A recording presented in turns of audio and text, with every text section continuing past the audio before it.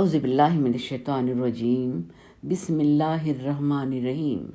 السلام علیکم ناظرین، آج اللہ تعالیٰ کی ایک اور بے مثل اور شاندار خوبی کے حوالے سے اسم اعظم القہار پر بات کر رہے ہیں، جس کے لفظی مطلب ہیں وہ ذات جس کا قانون تمام قوتوں پر غالب ہے، جسے کوئی شکست نہیں دے سکتا، جسے کوئی مغلوب نہیں کر سکتا۔ اسماء الحسنہ کو جاننے اور سمجھنے کے لیے ہم پہلے بھی کہہ چکے ہیں کہ ان کا مطلب جاننا بے حد ضروری ہے، اور رب تک پہنچنے کے لیے اس کی صفات کو جاننا اور اس پر ایمان لانا بھی ہمارے ایمان کا حصہ ہے۔ القہار کے بنیادی حروف قاف، دو چشمے ہے اور رے ہیں۔ قہر کسی کو قابو کرنے کے لیے اوپر سے پکڑ لینا، قہرہ وہ اس پر غالب آ گیا۔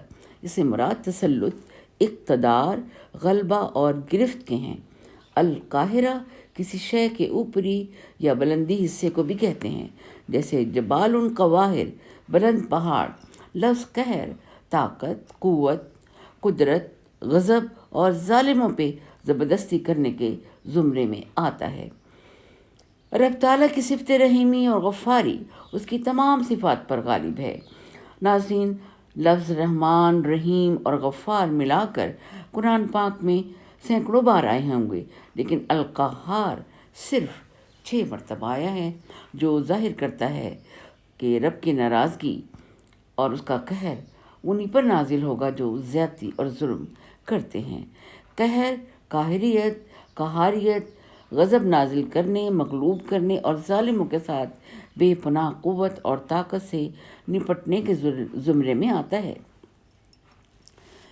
جب حضرت یوسف قید ہوئے اور ان سے ان کے ساتھیوں نے کچھ مشورے طلب کیے تو آپ نے فرمایا کہ خیر ام اللہ الواحد القہار، اے دوستو، بہت سارے معبود اچھے ہیں یا ایک معبود جو اچھا اور زبردست ہے، یعنی اللہ ایک ہی کافی ہے جو سب کو مغلوب کر سکنے کی طاقت رکھتا ہے۔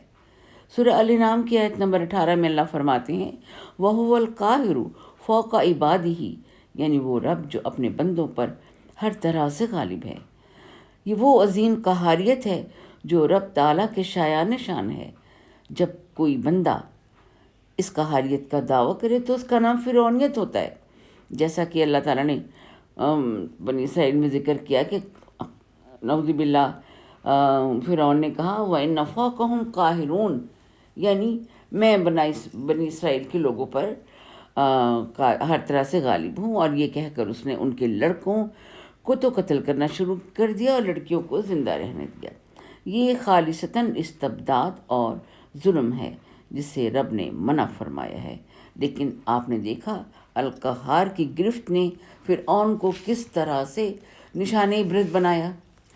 سورہ الرعد کی آیت نمبر 16 میں قل اللہ خالق کل شیء وہو الواحد القہار، یعنی یہاں اللہ تعالیٰ بہت سی مثالیں دے کر پوچھتا ہے کہ جنہیں تم اللہ تعالیٰ کا شریک بناتے ہو، کیا وہ کسی شے کو پیدا کرنے پر قادر ہیں؟ ظاہر ہے اس کا جواب نفی میں ہے۔ پھر اللہ تعالیٰ فرماتے ہیں کہ اے نبی آپ کہہ دیجئے کہ اللہ تعالیٰ ہی ہر شے پر غالب ہے، وہی خالق ہے اور وہی واحد ہے اور غالب۔ بے شک سورہ ابراہیم کی آیت نمبر 48 میں یوم تبدل الارض غیر الارض والسماوات وبرزوا للہ الواحد القہار، اس میں ارشاد ہے کہ مجھے وعدہ خلافی کرنے والا مت سمجھنا۔ جب زمین و آسمان تبدیل ہو جائیں گے تو تم سب کے سب ایک زبردست اللہ کے سامنے پیش ہوں گے، اور اس روز کے آنے اور سزا و جزا میں کسی کو شک نہیں ہونا چاہیے۔ ناظرین، یہ باتیں دراصل نصیحت ہیں دانش مندوں کے لیے۔ سورہ الزمر میں هو اللہ الواحد القہار، اور سورہ غافر میں سورہ صاد میں اللہ تعالیٰ کے لیے واحد القہار کا لفظ استعمال ہوا ہے، جبکہ سورہ الانعام کی آیت نمبر 18 اور آیت نمبر 61 میں وَهُوَ الْقَاهِرُ فَوْقَ عِبَادِهِ، یعنی اللہ تعالیٰ واضح کرتے ہیں کہ بے شک رب تعالیٰ ہی بندوں پر غالب اور برتر ہے۔ بے شک اللہ تعالیٰ نے قرآن پاک میں صلہ رحمی، اچھے اخلاق، یتیموں اور کمزوروں کے ساتھ اچھے سلوک کی ترغیب دی ہے۔ اس ضمن میں اشیاء کائنات کو اپنے تابع اور تسخیر کرنا تو ٹھیک ہے، لیکن کوئی انسان کسی دوسرے پر ظلم اور استبداد کرے یا اسے ذلیل کرے، یہ صریحاً غلط بات ہے۔ لہٰذا ظالم کی قوتوں پر غلبہ کرنا نہایت ضروری ہے، اور یہ صفت مومنین کے لیے صفت محمود اور عکس خداوندی ہے۔ ناظرین، یاد رکھیں کہ ظلم کو روکنا شر نہیں، اور اللہ کی کوئی صفت بھی نعوذ باللہ شر نہیں۔ انسانوں میں اس کا استعمال شر یا خیر ہونے کا فیصلہ کرتا ہے، یعنی طاقت کا استعمال اگر کمزور پر ظلم کرنے کے لیے ہو تو اس کو شر کہیں گے، اور اگر ظالم کا ظلم روکنے کے لیے ہے تو وہ خیر ہی خیر ہے۔ اللہ تعالیٰ بطور الغفار اور بطور القہار عین خیر ہی خیر ہے۔ سبحان اللہ۔